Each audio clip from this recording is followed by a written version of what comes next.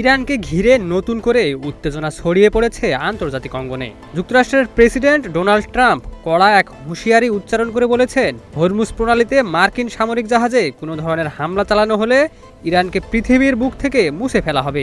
একটি টেলিভিশন সাক্ষাৎকারে ট্রাম্প দাবি করেন, আগের যে কোনো সময়ের তুলনায় বর্তমানে যুক্তরাষ্ট্রের হাতে রয়েছে অত্যাধুনিক বিপুল পরিমাণ অস্ত্র ও গোলাবারুদ। বিশ্বের বিভিন্ন প্রান্তে ছড়িয়ে থাকা তাদের সামরিক ঘাঁটিগুলো এখন প্রস্তুত রয়েছে পূর্ণ সক্ষমতায়। তিনি আরও বলেন, প্রয়োজন হলে যুক্তরাষ্ট্র তার সামরিক শক্তি ব্যবহারে কোনো দ্বিধা করবে না। তবে একই সঙ্গে ট্রাম্প ইঙ্গিত দেন, শান্তি আলোচনার ক্ষেত্রে ইরান আগের তুলনায় কিছুটা নমনীয় অবস্থান নিয়েছে বলেও তিনি মনে করছেন।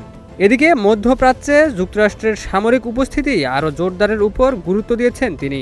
বিশ্লেষকদের মতে এই ধরনের বক্তব্যে অঞ্চলটিতে নতুন করে উত্তেজনা বাড়ার আশঙ্কা তৈরি হয়েছে। Ikramuzzaman, news flash 71।